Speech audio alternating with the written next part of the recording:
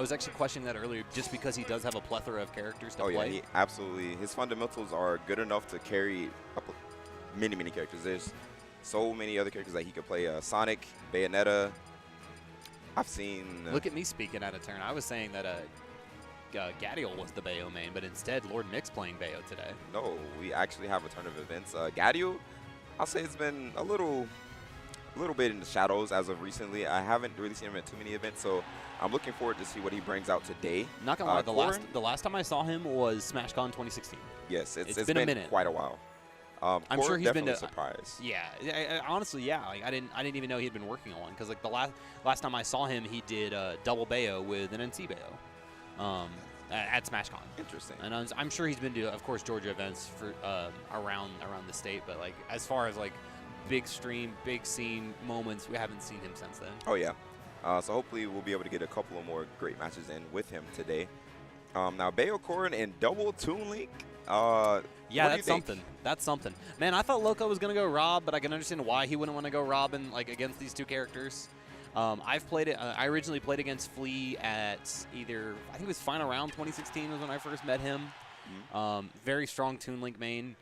Double anything in double always makes me question outside of like double Cloud or double Mario. Oh yeah, you'd be surprised. There's actually a few characters, quote unquote, that can actually work well with themselves, if not themselves being their best partner. But anyways, we have again double Toon Link, Corrin, and Bayonetta. So Georgia is weird. As you can see, double Toon Link, I don't think I've ever actually seen this team work before or even be played before. So what do you expect to see here? Hopefully not what we saw in the first 30 seconds. That was not a strong start for the Toon Links. Absolutely. I'm actually currently racking my brain to remember the Zelda game that had was it the four swords that had the 4 different Zeldas? I believe that was 4 swords. All right, so that's what we're getting right now is half of that. So we need a couple more Game Boy Advance link cables, and we'll get the rest of the 4 in there. Is he dead? No, we're gonna get out the bottom of it. Bayonetta's linking up all the combos she needs right now to get that percent. And Toon Link's looking kind of red, looking a little bit damaged.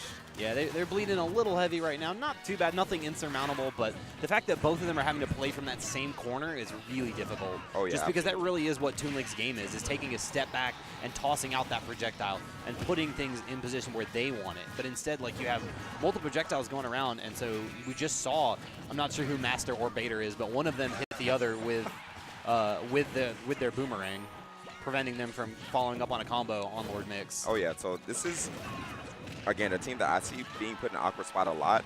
You know, most of the time they do want to keep a projectile in hand, bombs, but you know somebody has to be able to enforce that stage control in the center of the stage. And you know, I'm not sure if either Toon Link is really capable of doing that, just because Toon Link is particularly a zoning character. He wants to wall you out, keep you away from it as far as possible.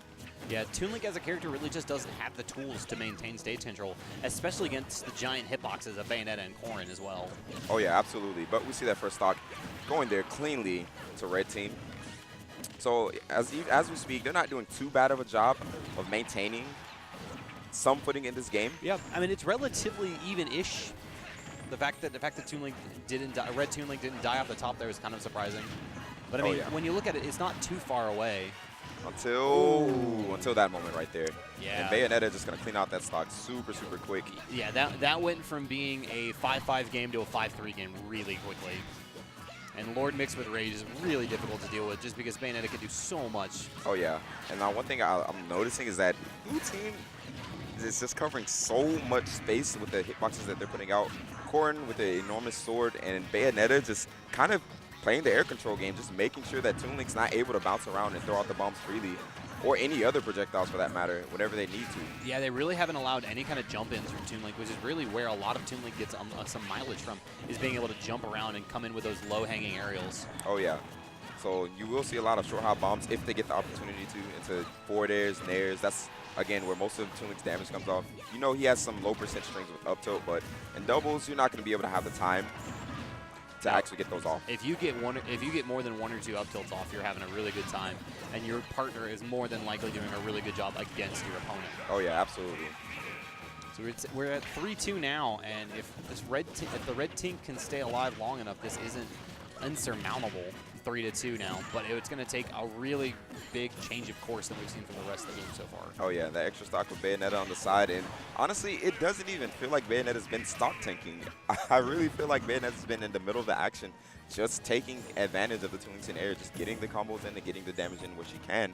But Red Team just not able to keep up with that, I feel. Yeah, and it's really unfortunate too because, you know, we haven't really seen too much from them, and I'm sure they do have some setups created.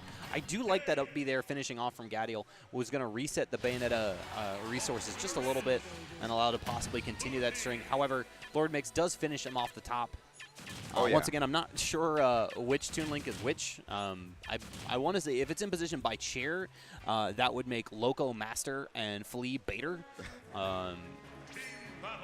Clearly a reference to Mad Max 3 Thunderdome, Master Blaster, not anything else. I absolutely would not know what that means. That's exactly what that is. That's exactly what that is. I trust you. They misspelled Blaster is all.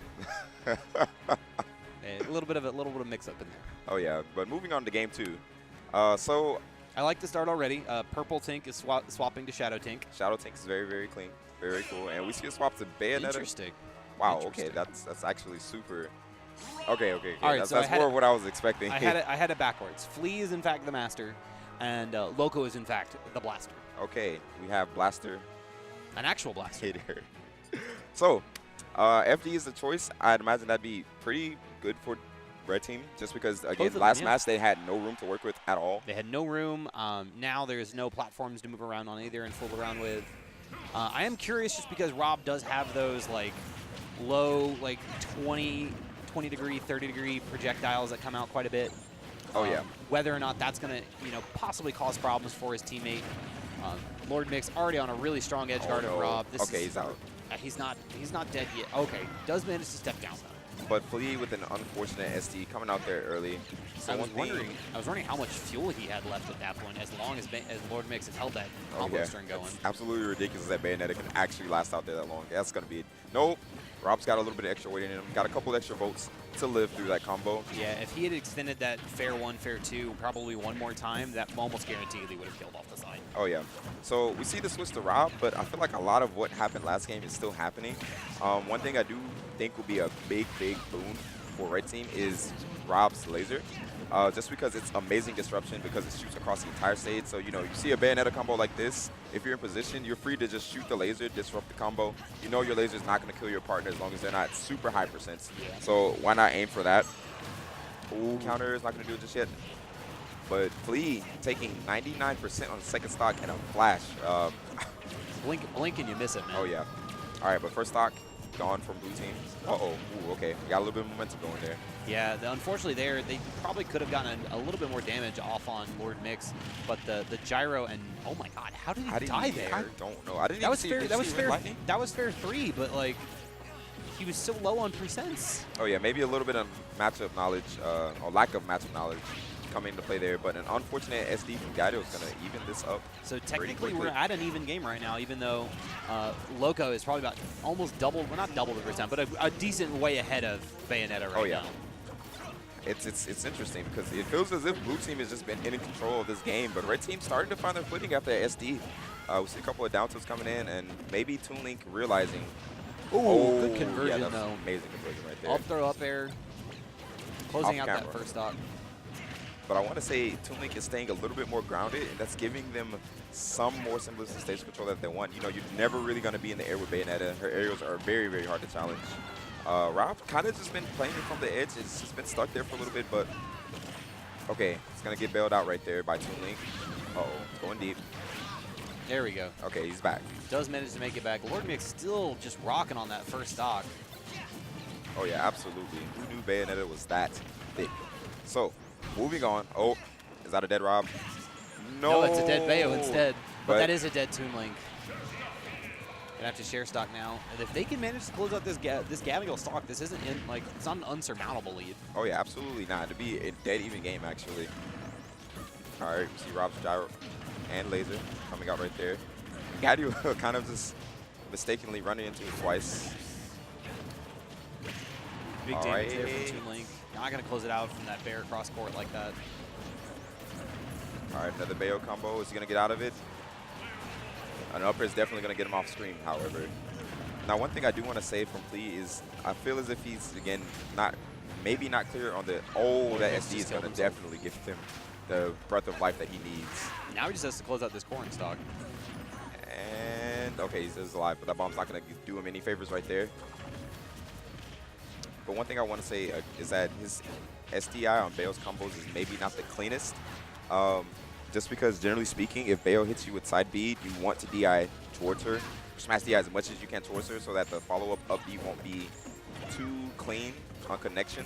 It makes it a bit easier to smash DI out of the preceding hit if you do the correct DI on the first hit. Flea is making this work right now. Oh, yeah, like Flea. He's lived a lot longer than I expected to. Until, and as I say that, as you say that, I bestow the curse upon him. and unfortunately, Loco and Flea taking